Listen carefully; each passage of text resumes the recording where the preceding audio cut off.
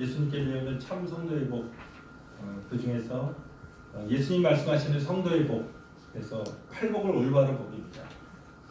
예수님께서 말씀하시는 그 성도, 구원받은 사람, 십자가 위에서 몸짓고 피 흘리셔서 하나님의 그 생명을 구원하시기로 작정하신 그 사람이 받는 복이 무엇이냐, 그 복이 진짜 실체가 무엇이냐라는 것을 함께 나누는 시간 되었으면 합니다.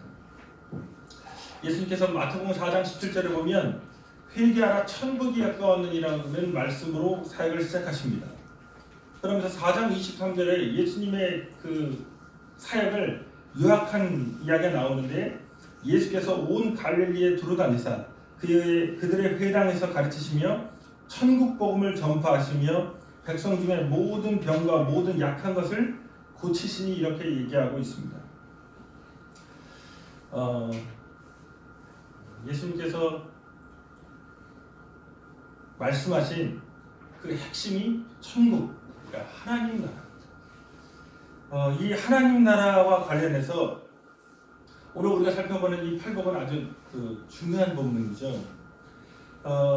마태복음 4장 23절에서 예수님의 사역을 천국 복음을 전파하셨다는 것으로 요약을 했습니다. 그 다음에 놀랍게 비슷한 본문이 나오는데 마태복음 9장입니다. 35절. 자, 4장 말미에서 천국 복음을 얘기하셨습니다. 그 다음에 9장에서 얘기하세요. 예수께서 모든 도시와 마을에 두루다니자 그들의 회당에서 가르치시며 천국 복음을 전파하시며 모든 병과 모든 약한 것을 고치십니다. 4장 23절과 거의 똑같습니다. 그런데 천국 복음이 무엇인지가 안 나옵니다. 자, 하나님 나라 복음이 도대체 무엇이었느냐가 그 4장과 9장 사이에 아무리 찾아도 안 나옵니다. 딱 하나 있죠. 그게 산상수훈. 마태복음 5장부터 7장에 있는 그 산상수훈이 천국 복음. 예수님께서 가르쳤던 것을 요약하자면 마태복음 5장에서 7장에 있는 산상수훈. 그게 천국 복음. 다른 데는 안 나와요. 그러면 그 산상수훈을 처음으로 시작하는 본문이 뭐냐? 오늘 읽은 팔복입니다. 천국복음의 시작. 팔복은 천국복음의 시작. 그래서 예수님의 설교의 방향과 예수님의 사역의 방향과 예수님의 그 활동의 모든 것들이 집약되어 있는 게 어떤 본문이냐? 팔복입니다. 이 팔복이 하나님 나라 복음의 요약입니다. 그러니까 엄청나게 중요합니다. 그런데 이 팔복을 잘 보시면 5장 3절부터 10절인데 3절과 10절 처음과 끝 첫 복, 첫째 복과 여덟째 복이 공통된 것을 얘기합니다. 천국이 그들의 것이고 하나님 나라를 얘기하시고, 그러니까 팔복의 핵심도 뭐냐? 예수님의 천국 복음이 예수님의 핵심이었고 하나님 나라 복음이 핵심이었고, 팔복도 하나님 나라로 시작해서 하나님 나라로 그렇게 끝이에요. 그런데 우리가 이해할 것, 이 팔복을 잘 이해함으로써, 그러니까 예수님의 그 사역과 예수님의 복음과 예수님의 가르침을 온전하게 이해할 수 있다라는 것을 마음속에 듣고 이제 말씀을 이제 들으셔야 됩니다. 첫째, 이 팔복을 통해서 깨달을 수 있는 것은 오늘 이제 기독교인의 복, 성도의 복을 재정의하는 거죠. 첫째가 뭐냐면, 이미 우리가 구원받은 자로서 하나님의 은혜를 누리고 삽니다, 현재. 그러나 그 구원의 완성이 미래에 있다. 오늘 하나님의 나라가 교회를 통해 현재합니다. 그렇지만 그게 완성형이 아닙니다. 하나님의 나라는 미래입니다. 예수 그리스도와 그 성령이 교회 안에 현존하시지만 그것이 완성되는 것은 현재가 아니라 미래에 있다는 거예요. 예수님이 하나님 나라의 왕으로서 다시 오실 그날에 우리의 구원이 완성됩니다. 자, 예수님이 오셨습니다. 그분은 하나님 나라의 왕으로 오신 겁니다. 그리고 이 땅에 하나님 나라를 가지고 오셨습니다. 그래서 지금 우리가 하나님 나라를 경험합니다. 하나님 아버지가 우리를 다스려 주십니다. 일용할 양식도 주시고 하나님의 뜻대로 우리를 인도해 주셔서 우리에게 합력하여 선을 이루어 주시는 은혜도 허락해 주십니다. 우리가 그리스도 예수의 형상 닮아서 살아가려고 할 때 주님께서 이 모양 저 모양으로 우리의 삶에 개입하셔서 우리에게 거룩한 일들을 행해 주십니다. 그런데 그 구원의 완성은 미래에 있습니다. 자, 교회는 우리가 모였습니다. 근데 우리가 완전하냐? 우리가 온전한 것인가? 그렇지 않습니다. 늘 초대교회부터 교회는 죄의 문제에 시달렸습니다. 사도 베드로가 있었고 성령이 강하게 역사했고 바나바가 자기의 그 재산을 팔아서 교회에 헌금으로 내놓으면서 그 사랑의 공동체를 이뤘던 예루살렘 교회에 놀랍게 아나니아와 삽비라가 있습니다. 빌립이 사마리아에서 전도하면서 그 성령의 역사들이 드러날 때 놀랍게 마술사 시몬이 성령의 능력을 돈으로 매수하려고 했습니다. 마태복음 16장에서 얘기한 교회는 늘 죄의 문제에 부딪힙니다. 두세 사람이 그래 가서 그 죄를 회개하도록 하고 그 사람을 회개하지 않으면 교회에 알려서 외인처럼 여길 수밖에 없는 그런 경우에 빠지게 됐습니다. 우리가 잘 아는 대로 사도행전 7장에 스데반이 나오는데 그 스데반과 함께 선택되던 7명 중에 이 시리아 사람 니골라라고 하는 사람은 요한계시록에 보면 니골라당이 나옵니다. 이단으로 빠졌습니다. 한때는 지혜롭고 한때는 성령 충만해서 교회에 인정받던 지도자였는데 놀랍게 그는 이단의 괴수가 됩니다. 현재 교회는 늘 죄의 문제와 함께 시달리고 있습니다. 우리는 온전하지 않습니다. 우리가 예배한다고 우리가 하나님을 찬양한다고 하나님의 성령을 경험한다고 해서 우리가 완전해지느냐? 그렇지 않습니다. 그 완전해지는 그날이 언제인가? 주님 다시 오실 그날입니다. 그때 우리에게 죄의 소욕이 사라지고 우리의 고통이 사라지고 우리가 우리 인격으로 주님 앞에서 정결하고 의로우며 거룩하며 순전한 모습으로 주를 상대하는 겁니다. 자, 오늘 성도의 복을 다시 한번 재정해야 하는데 천국 백성의 삶과 관련해서 천국이 그들의 것이며 라고 하는 것이 첫째 복과 여덟째 복의 그 복의 내용입니다. 그런데 놀랍게 이건 현재형으로 되어 있습니다. 헬라어로 보면 현재형이에요. 그러니까 하나님의 나라가 이 땅에 이미 임해 있는 겁니다. 우리가 죄를 짓고 살아가지만 그리스도 예수의 무한한 십자가의 은혜로 하나님이 우리를 구원해 주신 그 은혜를 누립니다.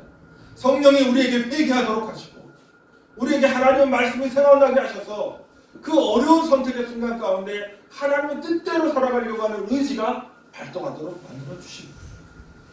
세상에서 잠시 길을 잃지만 하나님의 백성으로서의 삶으로 놀랍게 회개할 수 있도록 성령이 우리를 가르쳐 주시고 깨닫게 하시고 은혜로 우리의 삶을 인도해 주십니다. 그런데 오늘 이 중간에 있는 그러면 둘째 복부터 일곱째까지 이 6개의 복은 놀랍게 미래형으로 되어 있습니다. 그러니까 하나님의 나라가 가져오는 위로함을 받는 것, 그 다음에 땅을 소유하는 것, 온유한 자가 의로 만족해 되는 것, 긍휼하심을 얻는 것, 하나님을 보게 되는 것, 그 다음에 놀라운 칭호인 하나님의 아들이라 일컬음 받는다고 하는 것은 미래형입니다. 이건 미래에 누릴 겁니다. 지금 현재가 아닙니다. 제가 왜 팔복 설교할 때 역정을 드냐면 팔복에 관해서 우리가 산상수 많이 읽거든요. 그런데 한 번도 제대로 이 팔복이 무엇인지를 정의하거나 팔복에 대해서 가르쳐준 적이 별로 없어요.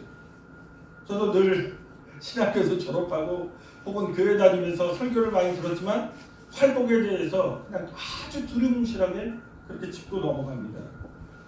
다시금 자, 첫째 복과 여덟째 복은 현재형입니다. 하나님 나라가 나에게 지금 임해 있는 겁니다. 하나님의 다스림 가운데 있어요. 하나님의 은혜 가운데 살아갑니다. 그런데 그 나머지 6개 중간에 있는 것은 미래형으로 되어 있습니다.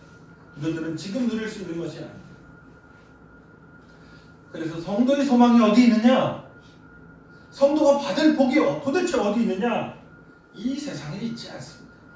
이 세상에서 끝나는 복이 아니라는 겁니다. 이 세상 죽을 때 놓고 가는 복이 아닙니다. 이 세상 끝나서 주님 앞에 서 있을 때 주님께서 나에게 이 세상 가운데 믿음 지키려고 하고 살아가고 하나님께 헌신하려고 살아가고 하나님께 봉사하려고 살아가고 하나님의 영광 드러내려고 살아가다가 이 죄악된 세상에서 애통할 수밖에 없고 박해받을 수밖에 없고 고난받을 수밖에 없고 오해받을 수밖에 없는 그 상황 가운데 직면한다는 겁니다. 그런데 하나님이 그 마지막 순간에 요한계시록으로 가면 눈물 닦아주시는 거예요. 큰 위로를 주시고 그때 위로를 주시는 거예요. 그때 영원한 천국 그 땅을 기업으로 얻는 것이고요. 그때 하나님의 아들이라 일컬음 받으면서 그리스도 예수와 함께 왕노릇 하는 겁니다. 그 순간에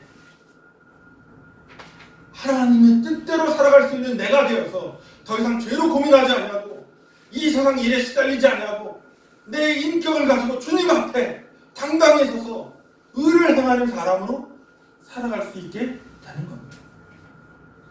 그래서 그리스도인의 소망은 미래에 있습니다. 오늘 현재 여기서 누릴 수 있는 일에 소망이 있는 것이 아닙니다. 오늘 여기서 누릴 수 있는 것에 복이 있다고 말하지 않습니다. 엘피스, 이게 소망이란 말입니다. 헬라어로. 신약 성경의 모든 소망이라는 단어가 나오는 구절을 다 조사합니다. 한 번도 현재에 있는 것을 누리는 것을 소망으로 바라보지 않았습니다. 내가 생각하고 꿈꾸고 믿고 말하는 것을 입으로 고백해서 여기서 이루는 것을 소망이라고 말한 적이 단 한 구절도 나오지 않습니다. 엘피스는 그리스도인의 소망은 믿음 소망 사랑할 때 그 소망은 그리스도 예수를 다시 만나는 날. 그래서 내 인격으로 주님 앞에 서서 부족하고 흔들리며 살아왔던 죄짓고 어쩌면 하나님 앞에 타락됐던 내 인격이 주님 앞에서 위로함을 받고 주님 앞에서 정결해지고 거룩해지고 의를 누리며 하나님의 아들을 일컬음받고 그리스도 예수와 왕노릇하며 하나님을 찬양하는 예배하는 그 사람의 모습으로 온전히 서는 것, 그것이 그리스도인의 소망입니다. 오늘 팔복에서 제일 많이 나온 단어, 그게 복이 있나니, 복이 있다는 마카리오이라는 단어입니다. 이게 우리가 그 한국식으로 번역해서 복이라고 번역했지만 실제로는 이게 블라스트보다는 해피에 가깝습니다. 지금 기쁜 거예요. 지금 하나님의 나라, 하나님의 은혜 가운데 구원받았기에 기쁜 겁니다. 지극한 행복. 자, 다시 한번 생각해 보십시오. 예수가 나에게 돈 벌어주려고, 예수가 나에게 건강 주려고, 예수가 나에게 명예를 주려고, 예수가 나에게 세상 속에서 이름 떨치며 살아가게 해주려고 그 정도 하려고 십자가에 돌아가셔서 죽으셨을까요? 그건 세종대왕도 할 수 있는 것이고 그건 위대한 정복자도 할 수 있었다는 거예요. 그게 아니라 우리에게 영원한 생명 주시려고 주시고 예수의 십자가가 고작 이 땅에 조금 살아가는 100만 원 더 받게 하고 나를 한 계급 더 올려줘가지고 다른 사람 앞에서 뭔가 발언권이 세지고 다른 사람들에게 인정받아서 조금 평안한 삶을 살아가도록 하기 위해 십자가 져 주신 것이 아니라는 겁니다. 성경이 그런 얘기하지 않습니다. 나의 죄의 문제를, 하나님과의 문제를, 영원한 생명의 문제를 다루고 십자가에서 죽으신 겁니다. 내 영혼을 걸고 나를 영원히 구원하시기 위해서, 나를 영원한 천국으로 인도하시기 위해서 십자가 져 주신 겁니다. 그 생명을 값없이 우리에게 허락해 주셨습니다. 그 십자가의 은혜를 너무나 싸구려로 만들어서 교회의 복이 세상의 복과 동일한 것으로 만들면 안 됩니다. 하나님의 나라를 예수께서 우리에게 허락해 주셨습니다. 다시금 교회의 소망은, 우리의 소망은 예수 그리스도를 종말할 때 마지막 그날에 다시 만나는, 주님 다시 만나는 그날, 그분이 우리의 눈물을 닦아주실 것이고 우리의 애곡함을, 우리의 주님 그 삶도 위로해 주실 것이고 용서해 주실 것이고. 그래서 이 땅을 살아갔던 우리 믿음의 선진들이 인내로서 삶을 살았습니다. 사도 바울이 그렇게 살았습니다. 예수님도 그렇게 살았고요, 베드로도 그렇게 살았고요, 신약에 있는 모든 성도들이 그와 같은 소망으로 그렇게 살아갔습니다. 성지순례 가서 갑바도기아의 그 도물들을 보고 로마의 그 공동묘지 밑에 들어갔던 그 카타콤을 보면서 오늘날 한국교회는 뭐라고 말할 수 있을까요? 오늘날 교인들은 뭐라고 주님 앞에 얘기할 수 있을까요? 그들은 지상으로 나온 것이 아니라 지하로 돌아갔습니다. 그 어둠 가운데 그 생명의 낙을 누리는 것, 이 세상의 일락을 누리는 것을 포기하고 하나님 나라를 향해서 햇빛도 들지 않은 곳으로 들어갔습니다. 근데 오늘날의 교회는 무엇을 취하나? 우리인 거죠. 우리는 무엇을 지향하고 살까? 세상 사람들은 세상의 일이 조금 안 되면 원망하고 좌절하고 불평하고 원망합니다. 세상 일이 안 되면 낙심하고 하나님이 안 계신 것처럼 고민하고 낙담합니다. 그런데 이 땅의 조그만 일에 연연하지 않는 사람들, 영원한 천국을 이미 소유해서 하나님의 나라가 우리들의 것이라고 선포하며 살아가는 사람들, 그러면서 영원한 하늘나라의 왕이신 예수 그리스도를 만날 소망으로 사는 사람들, 그 사람들이 성도라는 겁니다. 우리가 영생의 복을 가졌습니다. 영원한 생명의 그런 복을 주님으로부터 받은 겁니다. 장래가 보장된 사람들이고 하나님의 영광을 이미 체험하고 있는 사람들이고 우리의 시민권이 하늘나라에 있는 사람들이고 우리가 하늘 아버지를 우리 아버지로 가지고 있는 그런 존재한 사람들이라는 겁니다. 다시금 성도의 복은 이 세상에 있지 않습니다. 이 세상에서 부를 주시든 명예를 주시든 건강을 주시든 다 하나님의 은혜로 주시는 겁니다. 내게 사명이 있어서 이 땅을 살아가는 동안 하나님의 영광 드러내도록 주시는 겁니다.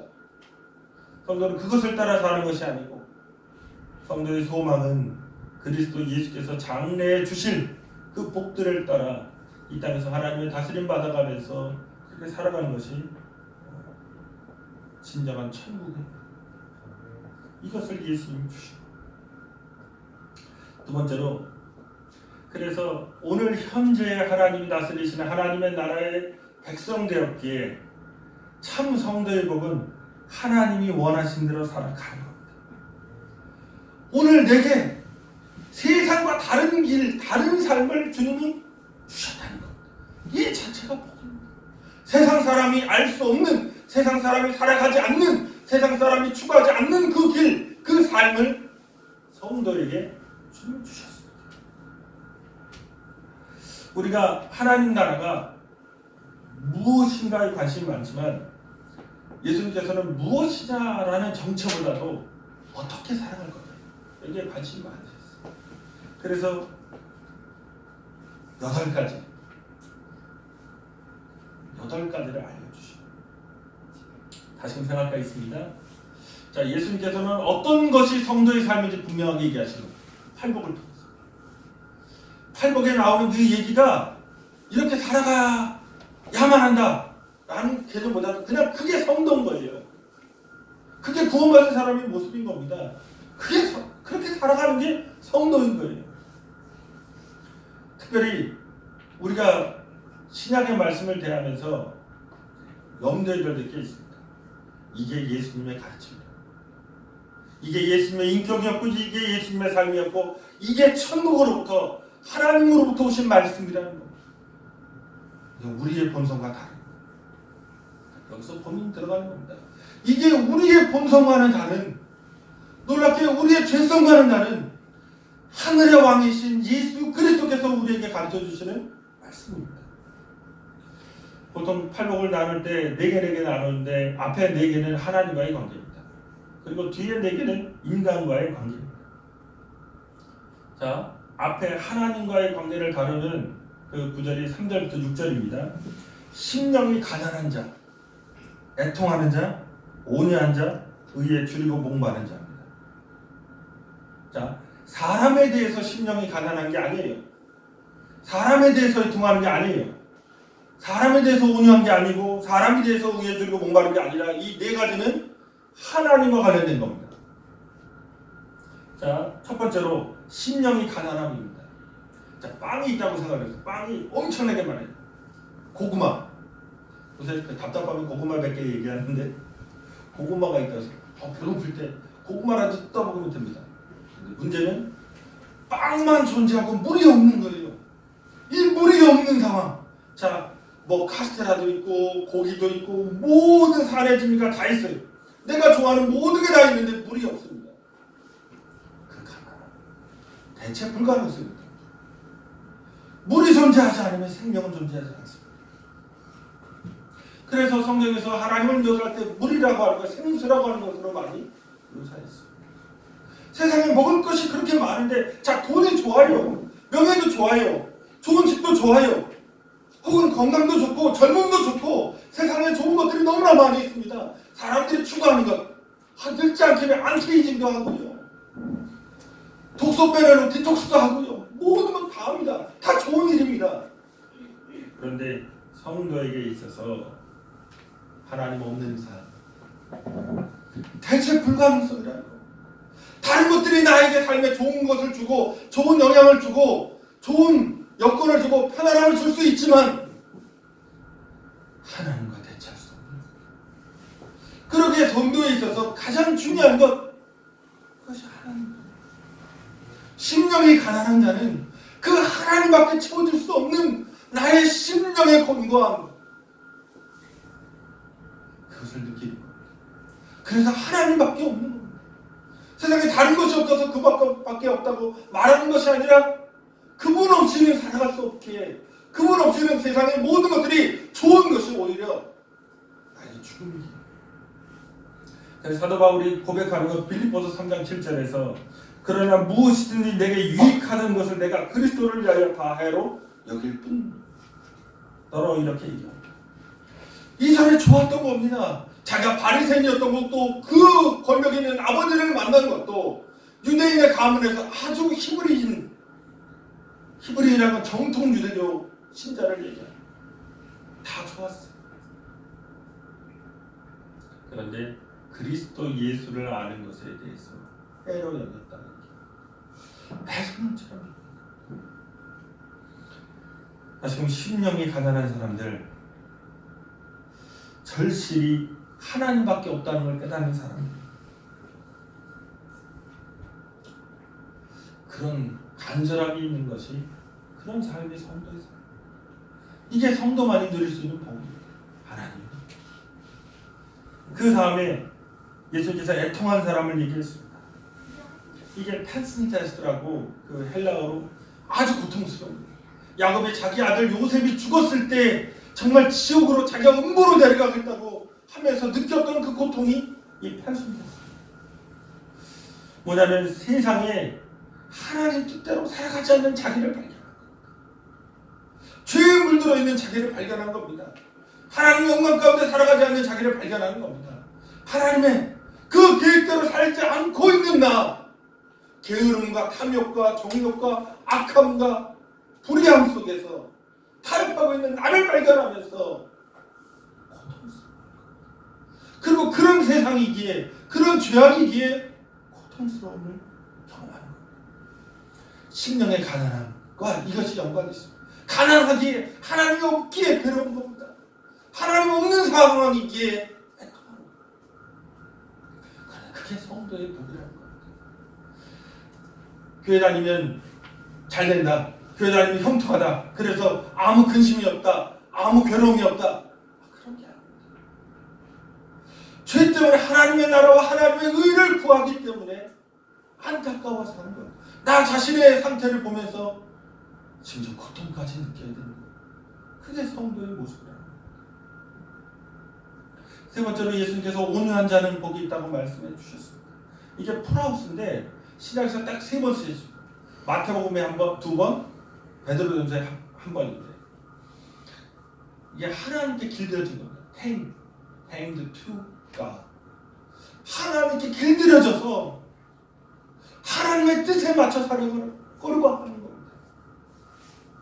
내 힘과 내 능력으로 내가 원하는 대로 살아가려는 욕망이 아니라 하나님이 원하시는 것이 무엇인지를 분별하면서 그분이 원하시는 대로만 살아드리려고 하는, 그것이 온유한 겁니다. 내 방식의 삶, 세상 방식의 삶, 내 고집대로, 내 기분대로, 내키는 대로 사는 삶을 버리는 겁니다. 세상 사람이 살아가는 삶의 방식, 그것이 즐겁고 행복해 보이지만 그것을 버려버리고 하나님이 원하시는 대로 살아 드리려고 하는 것, 그것이 오나. 그 다음에 네 번째가 의에 줄이고 목마른 것. 자, 여기도 의에 줄이고 목마른 거죠. 줄이고 목마를 때 돈을 먹을 수 없는 겁니다. 줄이고 목마른데 명패를 먹을 수 없고 명함을 먹을 수 없어요. 줄이고 목마른데 자기 행위를 먹을 수가 없어요. 줄이고 목마른데 세상 것 아무것도 넣어도 안 됩니다. 먹을 것과 마실 것을 대체 불가능합니다. 오늘 하나님의 의, 예수님께서 마태복음 6장 33절에 말씀하시니 먼저 그의 나라와 의를 구하라고 말씀하셨어요. 예수님이 무엇을 원하시는지 그것을 간구하는 겁니다. 그런데 하나님의 의라고 할 때 이 두 가지가 나옵니다. 의는 성경대로 말하면 내가 의롭지 않아요. 우리는 불결합니다. 거룩하지 못합니다. 그런데 하나님이 십자가에서 예수 그리스도를 몸짓고 피 흘리도록 내어주심으로써 그 의가 나의 의로, 예수의 의가 나의 의로 전가됩니다. 은혜로 주시는 겁니다. 무한히 나를 사랑하실 겁니다. 앞서도 말씀드렸듯이 내 생활의 조그만 문제 해결하기 위해 그 조그만 거 해결하기 위해 십자가 지신 게 아닙니다. 내 영원한 삶의 문제, 하나님과의 관계의 문제, 영원한 생명 문제를 해결해 주시기 위해 예수님이 이 땅에 오셔서 십자가 져 주셨어요. 근데 그 의를 내게 무한한 의를 주셨어요. 내 더러운 옷을 벗기시고 예수 그리스도의 옷을 입혀 주셨습니다.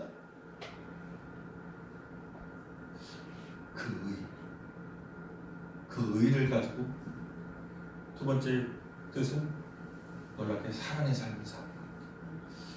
내가 하나님 앞에 의롭다함을 얻고 그 정결함과 그 은혜와 그 사랑 가운데 다른 사람에게 나아가서 하나님 주신 그 의 올바른 행동, 사랑의 삶을 살아드리는 겁니다. 예수님께서 산상수훈에서 너희 의가 바리새인과 서기관의 의보다 낫지 못하면 결단코 천국에 들어갈 수 없다고 말씀하셨습니다. 도대체 6장에서는 먼저 그의 나라와 의를 구하라고 하셨고 마태복음 5장 20절에서는 서기관과 바리새인의 의보다 나으라고 하셨고 오늘 본문의 8복에서도 의는 두 번이나 나옵니다. 네 번째 복과 여덟째 복입니다. 의에 줄이고 목마른 것, 의로 인하여서 핍박받는 것. 이게 도대체 왜 이렇게 의라는 단어를 많이 썼을까요? 의를 다른 말로 결정적으로 바꿀 수 있습니다. 그게 사랑입니다. 바리새인과 서기관의 그 사랑보다 그들은 좋아하는 사람만 사랑하는 거죠. 그런데 원수까지도 사랑하는 것, 그것이 예수님의 의였던 것. 오늘 교회 공동체가 하나님으로부터 무한히 사랑받고 있다면, 무한한 용서를 받았다면 우리와 조금 다른 사람들, 그런 사람들을 용납하는 것이 하나님의 의입니다. 이 하나님의 의 없이는 결단코 천국에 들어갈 수 없다. 하나님 앞에서 하나님의 뜻을 행하는 것을 대체할 수 있는 것은 존재하지 않습니다. 그 다음에 하나님에 대해서 갈망합니다. 가난함을 느껴요. 애통합니다. 그리고 하나님 뜻대로 살아가려는 온유함을 갖습니다. 그래서 하나님의 의, 그 거룩한 자에게 부어주고 내가 그 의를 따라 살아가려고 하는 그런 욕망을 갖고 있는 것, 그것이 성도예요. 그 다음에 사람을 대할 때는 어떻게 되느냐? 7절부터 나옵니다.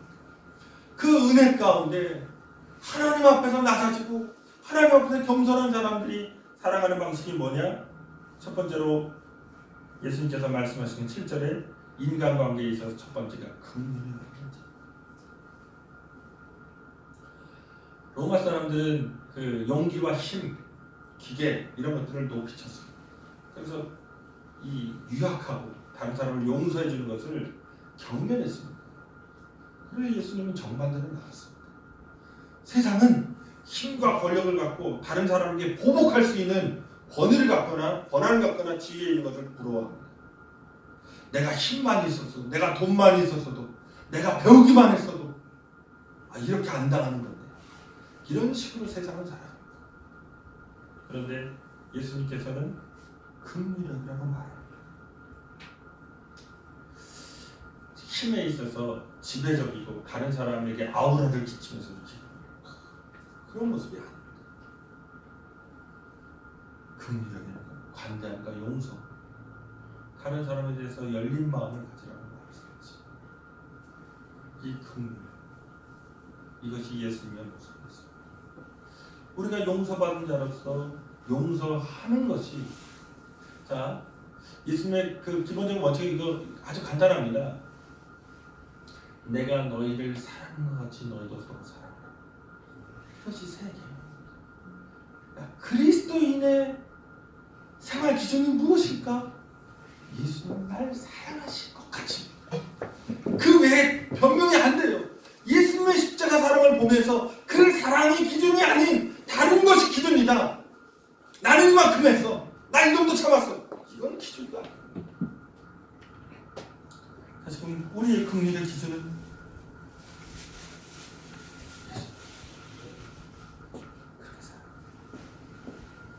그 다음에 마음이 청결한 자 얘기하셨습니다.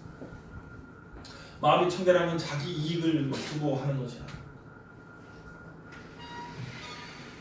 자기 이익과 상관없이 올바른 일을 선택하는 것, 그것이 마음이 청결한 것. 무슨 시간 약속을 하는데 제가 이제 교구 권사님 집사님들 만나면 그런 얘기를 합니다. 지역장이 수원에 사는 거예요. 구역원이 지역원이 수원에 사는데 이 근처 사는 사람한테는 예를 들어 강남이라면 친박을 안 가요. 자기가 친하지 않으니까, 자기한테 대드니까 안 가. 그런데 구역원이 이사 가서 수원에 살아. 그런데 수원까지 버스를 대절해서 건수를 무슨 수로 잡아서든 꼭 가야만 한다고 그 사람. 수원까지 다 끌고 가요.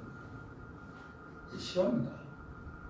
그런데 알아 다. 사람이 안 속아요. 사람 못 속여요.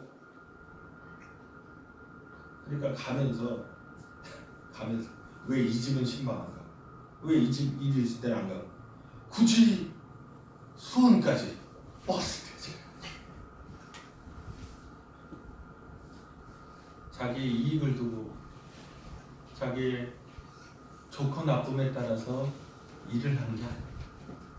성도는 마음이 청결한 사람, 불순한 뜻이나 불의한 뜻이 있지 않고 하나님 앞에 순전한 뜻으로 일하는 거예요. 그렇게 살아가는 겁니다. 그것이 성도의 모습이라는 겁니다. 거기에 화평케 하는 자죠. 잘 아시다시피 이게 그 피스메이커입니다. 헬라어로. 그러니까 화평을 만들어내는 거예요. 사람은 늘 불화합니다. 홉스가 인간 생활을 진단하면서 만인의 늑대 관계, 만인의 적대 관계를 얘기했습니다. 모든 사람에 대해서 루프스, 늑대가 되는 겁니다.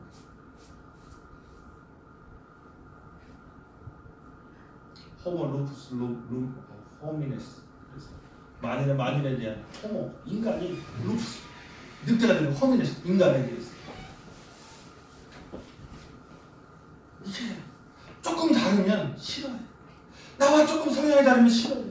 나와 조금 음식이 입맛이 달라도 싫어요. 나와 표정이 조금 달라도 싫어요. 개와 고양이는 그러니까 이게 안 되는 겁니다. 개는 꼬리를 높이고 그 꼬리를 높일 때 의기양양한데 고양이는 꼬리 높이면 빡치는 거거든. 기분 좋을 때도 그리고 이게 서로 안 맞아서 개는 영원히 친구가 안 돼. 어쩌면 인간에게도 비슷한 게 있어요. 남자와 여자가 다르고 노인네와 젊은이가 다르고 다 다르고 같은 성도지만 다릅니다. 근데 도대체 어떻게 살아가요? 주님을 보는 나를 보는 게 아닙니다. 교회 다니면서 내 생각을 고집하는 게 아니라 주님의 말씀 앞에 서는 겁니다. 예수가 도대체 어떻게 사셨고 예수가 어떻게 가르치셨냐? 주님은 십자가 지시면서 하나님과 우리 사이를 화목하게 만들려고 했습니다. 하나님 앞에 우리는 죄인이었고 원수였습니다. 하나님을 적대했던 우리를 위해 십자가 져 주신 겁니다.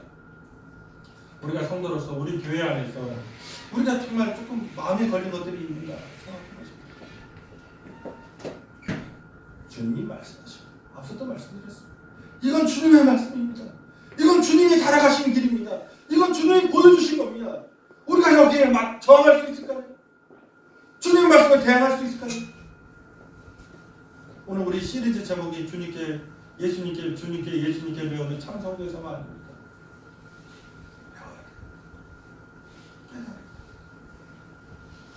마지막으로 8째 복이 의를 위하여 박해받는 자. 이것을 얘기하면서 11절에서 나로 말미암아를 얘기하셨습니다. 예수 믿기 때문에 그 거룩한 사랑의 일을 감당하기 때문에 오히려 이 세상 가운데는 박해받습니다. 그런데 이게 놀랍게 예수 때문에 박해받기에, 내가 하나님 나라 백성 되어서 박해받기에 행복한 겁니다. 그런 사람 어떻게 살아갈까? 주님이 팔복을 통해서 말씀해 주셨어요.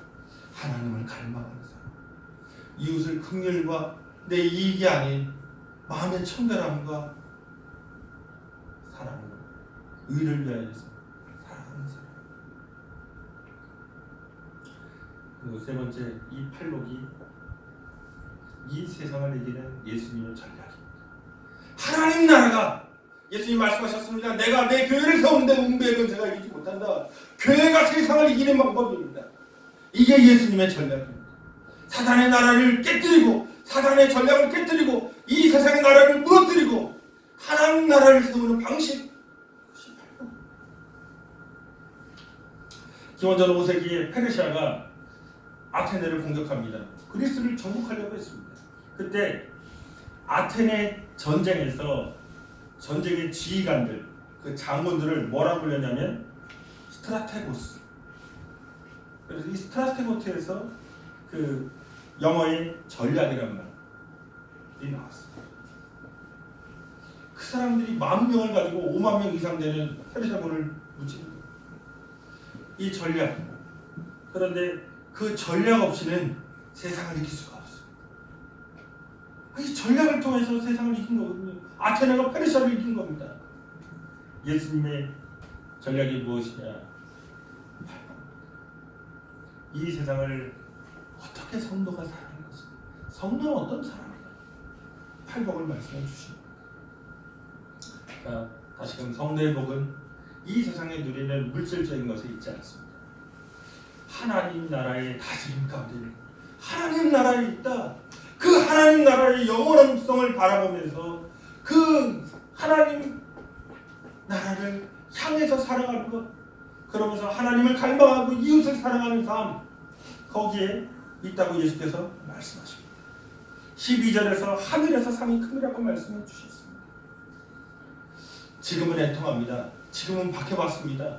지금은 가난하고, 지금은 연약합니다. 지금은 눈물을 흘리고, 지금은 긍휼함을 받지 못하고, 지금은 오히려 오해를 받고, 그렇게 살아가지만 언젠가 주님 다시 오시는 날 복 있는 자들이라고, 하나님의 은혜 가운데 잘 살아왔다고 눈물 닦아주시면서 애곡도 없고 슬픔도 없고 사망도 죄도 없는 그곳에서 주님께서 우리를 왕노릇하게 만들어주시고,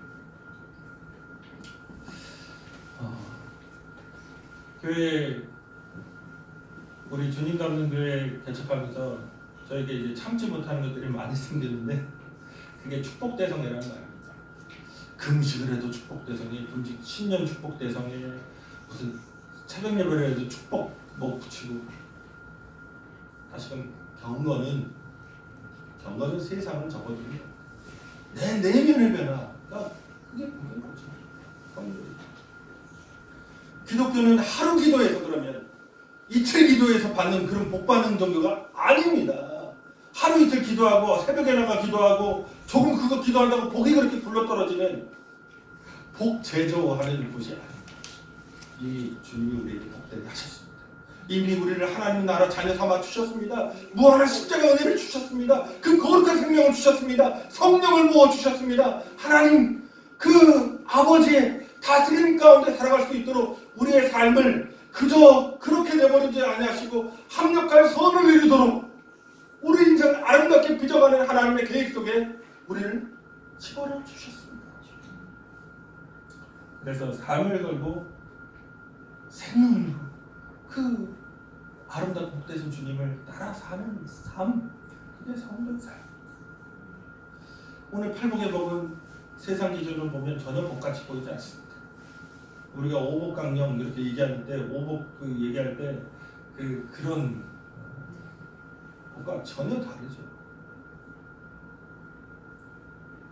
말하자면 우리는 가난하기보다는 얻어야 되고 애통하고 긍휼하기보다는 보복해야 되고 나와 조금 다른 것에 대해서 배척하고 배타적인 태도를 취해야만 하고 불의해도 내 배만 부르면 되고 내 이익만 챙기면 되는 그런 세상을 살아요. 그런데 여기서 성도가 결정할 문제가 있습니다. 예수님이 옳다고 생각하시냐는 겁니다. 지금 이 예수의 가르침이 옳다고 생각하시냐는 겁니다. 오늘 이 예수님의 말씀이 옳다고 믿냐는 겁니다. 자, 세상은 불의해도 내 배만 채우면 된다. 세상은 그런 방식으로 삶을 이끌어갑니다. 그런데 진짜 이 예수의 말씀이 이게 정말 옳다고 여기는 것인가? 거기서 결정하지. 팔복 속에서 하나님만 주실 수 있는 그 거룩한 십자가이며 영원한 생명과 영원한 구원과 하나님의 자녀됨의 이 놀라운 존귀함을 누릴 것입니다. 아니면 세상 속에서 세상 사람들이 하듯이 그렇게 살아가는 것입니다. 이 팔복은 예수님의 팔복이었습니다. 이것은 예수님의 하나님 나라인 겁니다. 이것이 예수님의 길이었습니다. 이것이 예수님이 생명 주고 우리에게 보여주시려고 했던 삶의 모습입니다. 이 팔복의 길을 따라가는 것이 예수님의 십자가를 지는 것이고 또한 예수님이 주신 부활의 생명의 길을 걸어가는 것입니다. 그러므로 다시금 이 천국 복음의 핵심인 이 천국 복음, 예수 십자가 복음, 우리의 지금 팔복의 말씀대로 우리 주님 닮는 교회가 살아가시고 살아내셔서 주의 영광된 그런 은혜를 드러내고 체험하는 귀한 역사가 나타나기를 주님의 이름으로 축복합니다. 우리 다 함께 기도하실 때 이 말씀대로 깨달은 대로 더 이상 세상에 묶여있는 내가 아닌 하나님 나라의 백성답게 이렇게 살아가도록 이게 성도라고 주님 말씀하시고 여기에 하나님이 주시는 복이 있다고 하나님이 주시는 은혜가 있다고 말씀해 주셨습니다. 그렇게 살아낼 수 있도록 그리고 그런 사랑의 삶을 살아갈 수 있도록 그리고 오늘 이제 성찬식입니다. 이 성찬을 대할 때 주님 닮아 있는 성도로서 주님 기쁜 마음으로 주님 따라가겠다는 결단으로 성찬에 참여할 수 있도록 우리 주님 한번 부르고 간절히 기도하시겠습니다. 주님